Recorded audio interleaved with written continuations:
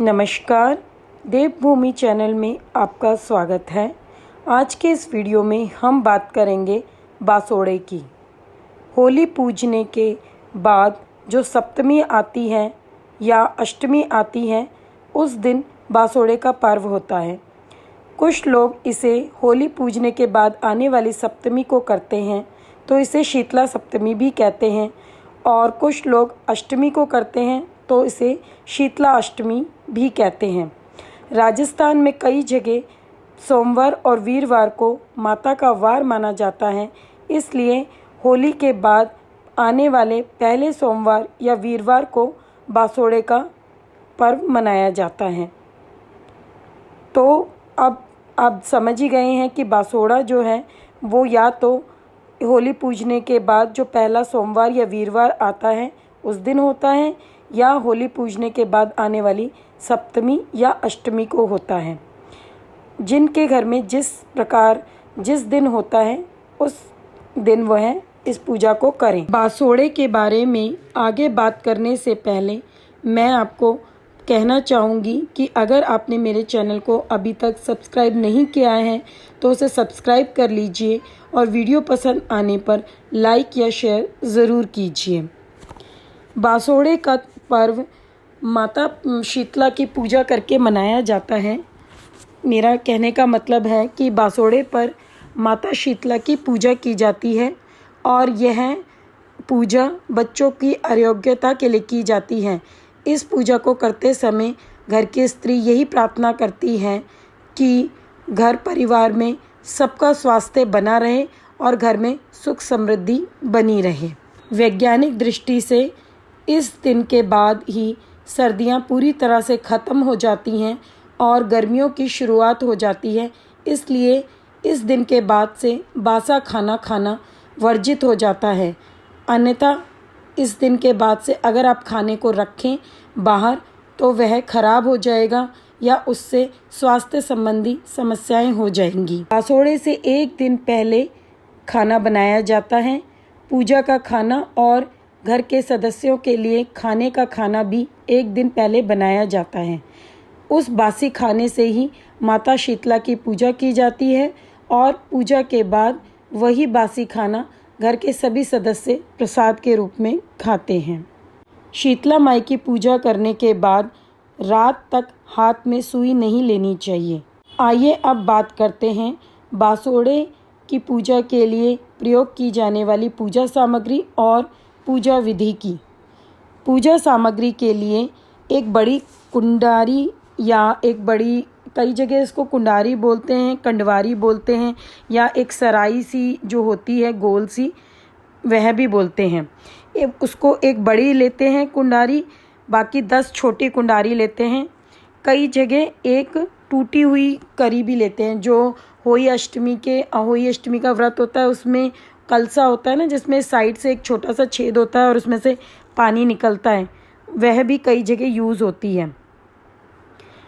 इसके अलावा जो बड़ी कुंडारी है उसमें कुछ लोग रात को मोठ या बाजरा भिगो के रखते हैं पूजा के लिए, और कुछ लोगों के यहाँ पर चने की दाल भिगोई जाती है।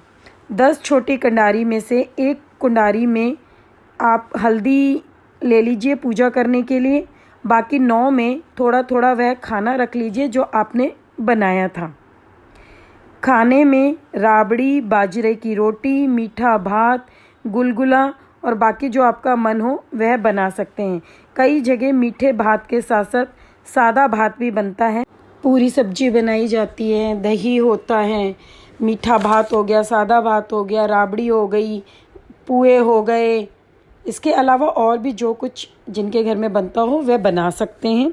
बासोड़े के दिन सुबह में एक थाली में राबड़ी, रोटी या पूरी, भात, दही, चीनी, बड़कुल्ले की जेल, मतलब कि जो हमने होली की पूजा करते जाते समय एक बड़कुल्ले की माला रखी थी ना माता शीतला की पूजा करने के लिए, वह माला, भीगे हुए मोट बाजरा या सिर्फ बाजरा या चने की दाल, जो भी आपने भिगोया था वह लेना है। हल्दी लेनी है, जल, रोली, मोली, चावल, दिया, धूपबत्ती और दक्षिणा, ये सब आपको शीतला माई की पूजा के लिए लेके जाना है। साथ में जल का कलसा भी लेकर जाना है। आप चाहें तो जल का लोटा भी ले सकते हैं, कलसा लेना चाहे कलसा ले लें, डोलू ले लें, किसी में भी आप जल ले जा सकते हैं। और यही जल जब आप माता की पूजा करके वापस आएंगे तो आपको अपने सारे घर में इसका छिड़काव भी करना है और घर के सभी सदस्यों को इसको आँखों से भी लगाना है। माता की पूजा करने जाने से पहले कई लोगों के यहाँ पर देहरी की पूजा भी होती है। तो जिनके यहाँ पर देहरी की पूजा होती है वह भीगा हुआ जो सामान होता है, चाहे बाजरा है चाहे चने की दाल है, पहले देहरी को पानी से साफ़ कर देते हैं। उसके बाद उसके ऊपर सतिया बनाते हैं हल्दी से। सतिया बनाने के बाद उस पर थोड़ी सी चने की दाल रखते हैं और एक आटे का दिया रखते हैं और आटे की बत्ती होती है। मतलब कि मैंने बताया ना आपको कि मैंने आपको जो पूजा सामग्री बताई है, इसके अलावा भी जिनके घर और होती हो पूजा सामग्री वह इसमें शामिल कर सकते हैं। कई जगह पे छोटे छोटे आटे के दिए बनते हैं और आटे की ही बाती बनती है, जिन्हें देहरी पूजा करते समय एक आटे की दिए के साथ एक आटे की बाती रख देते हैं। एक शीतला माता के वहाँ चढ़ती है, बाकी और जो वहाँ पे 3-4 माताएं होती हैं उनके भी चढ़ाई जाती हैं। पितरों की जहाँ रास्ते में हम पूजा करते हैं वहाँ पर भी चढ़ाई जाती है, चौराया पूजते हैं वहाँ भी चढ़ाई जाती है। तो इसमें जो है शीतला माता की पूजा के बाद बाकी जो देवियाँ होती हैं उनकी पूजा करते हैं और अपनी थोड़ी सी जगह दे के कुल देवी की पूजा करते हैं और रास्ता भी पूजते हैं कई जगह। और जो चौराया होता है वो तो सभी लोग पूजते हैं। और होलिका दहन, जहाँ पे होलिका दहन होता है वहाँ की पूजा भी की जाती है। तो शीतला माता और बाकी माताएं अगर वहाँ पर हैं तो उनकी पूजा के साथ आप होलिका दहन जहाँ पर पूजा होती है, होलिका दहन की जहाँ हुई है, होलिका दहन जहाँ हुआ है वहाँ की पूजा करेंगे और चौराई की पूजा करेंगे।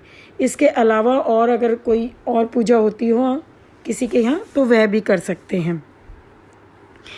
फिर आप जाएंगे सबसे पहले शीतला माता के जो बाहर चाहे खुला सा दरबार बना होता है या जो भी है, उनकी देहरी पे पैर रखने से पहले दोनों साइड पे थोड़ा थोड़ा जल डालेंगे, जल चढ़ाएंगे मतलब।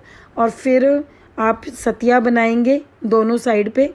जिनके यहाँ पे सतिया और छाबड़ी बनती है वे सतिया छाबड़ी बनाएंगे, नहीं तो दोनों साइड सतिया बनाएंगे। फिर माता शीतला को भी जल चढ़ाएंगे।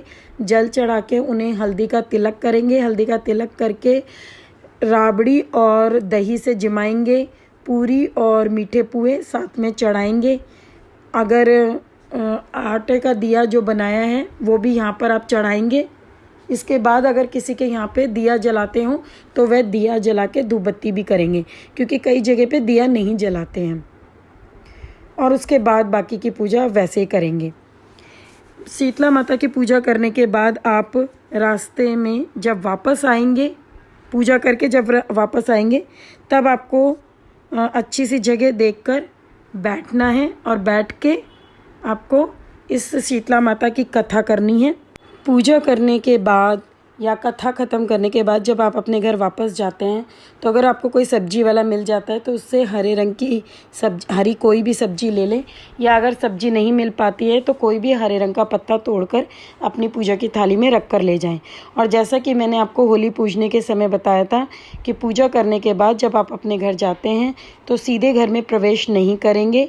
पहले आप दरवाजे के दोनों तरफ थोड़ा सा जल गिराएंगे, उसके बाद एक तरफ सतिया और एक तरफ छाबड़ी बनाएंगे, या फिर दोनों तरफ ही सतिया बनाएंगे और उसके बाद ही आप अपने घर में प्रवेश करेंगे। घर में प्रवेश करने के बाद सबसे पहले आप जो आपने खाना बनाया है उस पर बायना निकाल कर, या भीगे हुए, कई जगह भीगे हुआ बाजरा होता है उस पर बायना निकाला जाता है। तो बायना निकालने के लिए आपको पहले भी मैंने बताया, जो आपका पीलिया होता है उसको आप आखिर की 2 उंगलियों में फंसा लें और हाथ में थोड़ा सा जल लेके उसके ऊपर से फेर के पैर सासू दक्षिणा रख के सासू जी के पैर लगा के उनको दे दें। सासू जी को बायना देने के बाद आप अगर बूढ़ी कहीं आपको बूढ़ी औरत मिल जाती है तो, नहीं तो एक कुंवारी कन्या को तो आपको अपना बनाया हुआ ठंडा खाना खिलाना है। उसके बाद ही सब घर के सभी सदस्य वह खाना खाएंगे। अगर ऐसा है कि आपके आसपास कोई कुंवारी कन्या भी नहीं मिलेगी, तो जहाँ हम पूजा करने जाते हैं वहाँ कोई ना कोई छोटी बच्ची मिल ही जाती है। तो आप एक कुंडारी में या एक बर्तन में अलग से थोड़ा सा खाना निकाल के ले जाएं, जितना आपको देना है उस पर दक्षिणा रख के आप उस बच्ची को दे सकते हैं। वहीं पर लड़का होता है या लड़के का ब्याह होता है तो उस साल बासोड़े का उजमन होता है। उजमन में जितने कुंडारे हम करते हैं उससे दुगने करने होते हैं। मतलब कि अगर हमारे यहाँ पर 10 कुंडारे और एक बड़ा कुंडारा, मतलब 11 कुंडारे होते हैं पूजा में, तो उजमन के समय हम 20 छोटे कुंडारे और एक बड़ा कुंडारा करेंगे। पूजा करने के बाद आप पूजा वाले स्थान से 5 कंकड़ ले आएं। कई जगह कंकड़ लिए जाते हैं और कई जगह कंकड़ नहीं लिए जाते हैं, तो 5 कंकड़ आप लेकर चलें और पूजा करने के बाद आगे जाके कोई अच्छी सी जगह देखकर वहीं पर बासोड़े की कथा, मतलब शीतला माता की कथा और विनायक जी की कहानी करने के बाद जो आपने हाथ में भीगा हुआ बाजरा या भीगा हुआ चना लिया हुआ है, उसके साथ इन 5 कंकड़ को, दाल को और 1 रुपये के सिक्के को छोटा सा गड्ढा करके दबा दे और माता से प्रार्थना करें कि अगर मेरा बेटा इनको खोदे या इनको पाए तो उसको ये खजाना मिले, और मेरे बेटे के अलावा कोई और इसे ढूंढे तो उसे कूड़ा मिले। कथा सुनाना मैं शुरू कर रही हूँ। कथा शुरू करने से पहले मैं आपको बताना चाहूँगी कि जो भी आपने भिगोया हुआ है वह आप हाथ में थोड़े से ले लें दाने और कथा सुनना प्रारंभ करें। कथा सुनते समय हमेशा कथा में हुंकारा ज़रूर भरें अगर आप कथा सुन रहे हैं तो, और जो कथा बोल रहे हैं वह तो सिर्फ कथा ही बोलेंगे। तो कथा इस प्रकार से है। एक बुढ़िया माई थी जो बसोड़े के दिन ठंडा खाना खाती थी और शीतला माई की पूजा करती थी। गांव में और कोई भी यह नहीं करता था। एक दिन सारे गांव में आग लग गई। सारा गांव जल गया पर बुढ़िया माई की झोपड़ी नहीं जली। सब कोई आकर पूछने लगे कि ये क्या बात है कि बुढ़िया माई तेरी झोपड़ी नहीं जली। बुढ़िया माई बोली, मैं बासोड़ा को ठंडी रोटी खाती हूँ और शीतला माता की पूजा करती हूँ, जिस वजह से मेरी झोपड़ी नहीं जली और तुम सबके घर जल गए।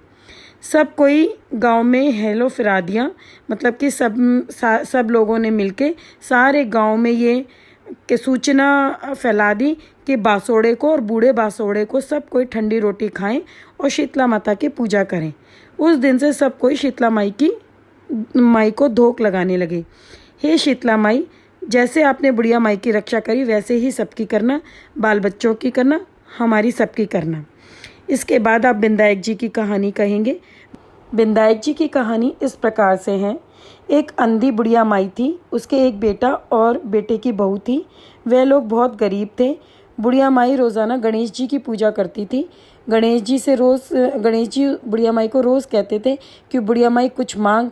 बुढ़िया माई कहती कि मुझे तो मांगना ही नहीं आता। तो गणेश जी बोलने लगे कि अपने बेटे बहू से पूछ ले।